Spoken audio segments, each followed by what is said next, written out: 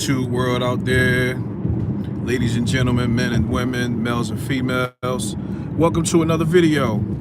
I just wanted to get on here real quick and talk about how amazing, Gillie and Wallo is and how they stepping the game up in the world of boxing. Just as, leaders and content creators in general, Wallo coming home from doing 20 years, and Gillie going through his trials and tribulations and, through the record industry, the music industry, and how he maneuvered and made a way from a way that they try to break down.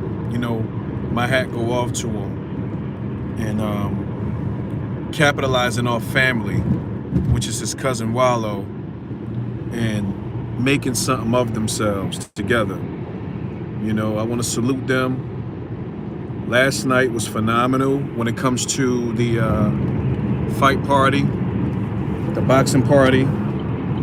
But black people, man, black people always messing something up. They supposed to have shut the let me speed this up, because they like they don't want to let me over. I got a Brody. You got to Brody your way out here in this game.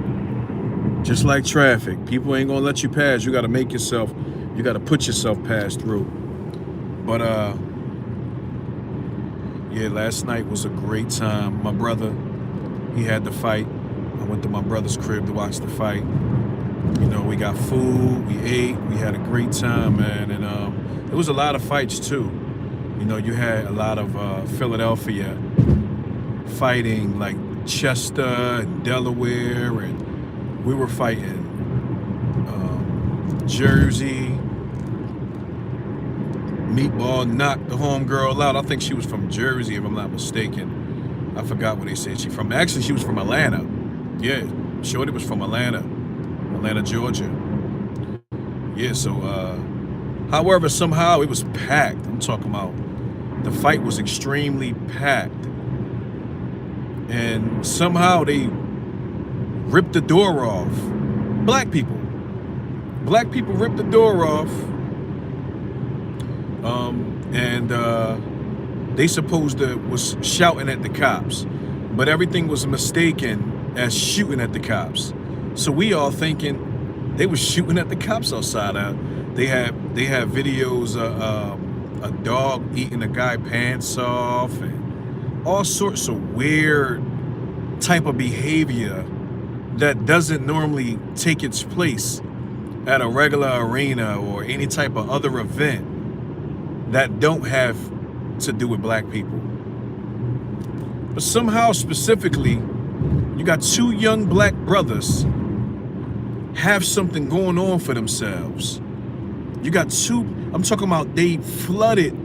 They not even like, they not even like professional trainers or, big type of boxing people who done it for years, like who actually the ones who, I'm talking about within a matter of 2 years, they flood in arenas of people to come watch fights from regular people. I'm talking about this is a game changer, y'all. That's a game changer. Like if you're a person and you got an issue with somebody in the hood or anything, you can reach out to them and see if they want to take on the fight of you and someone else, and you can fight. You know what I mean? If it's two gang leaders or something like that, and they, instead of shooting it out, you can fight it out on a Gillie and Wallo boxing party.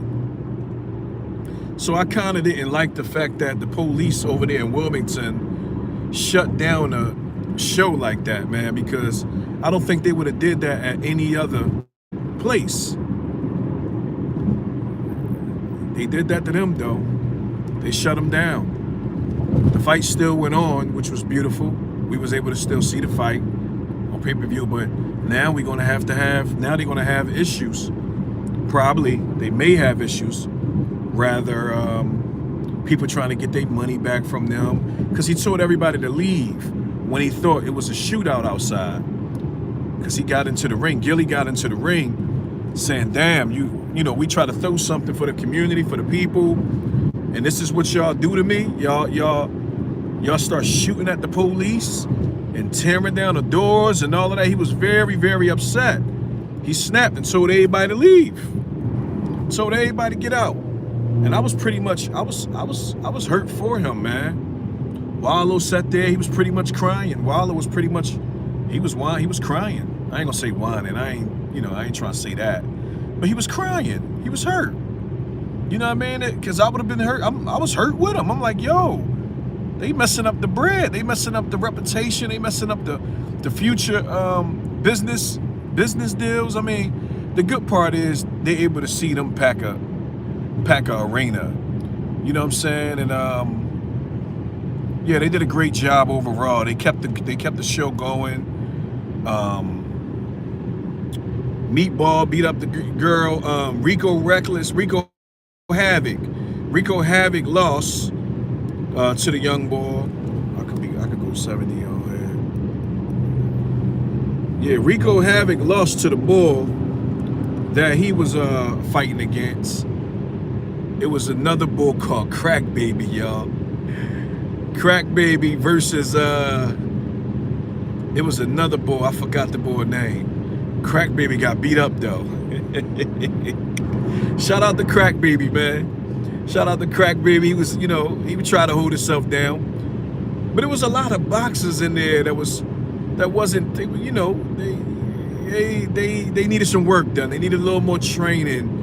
You could tell they was, I don't know if Wallo knew them from jail, or I don't know where these people come from and how did they pick their opponent to fight. But it was hilarious. I'm talking about some of these guys was clumsy. They could not fight. You know what I mean? They wasn't sharp. It was a few guys. There was one guy in there that was really sharp. He was from Philly. He was fighting the other guy, but it was the Puerto Rican boy from Philadelphia got knocked out.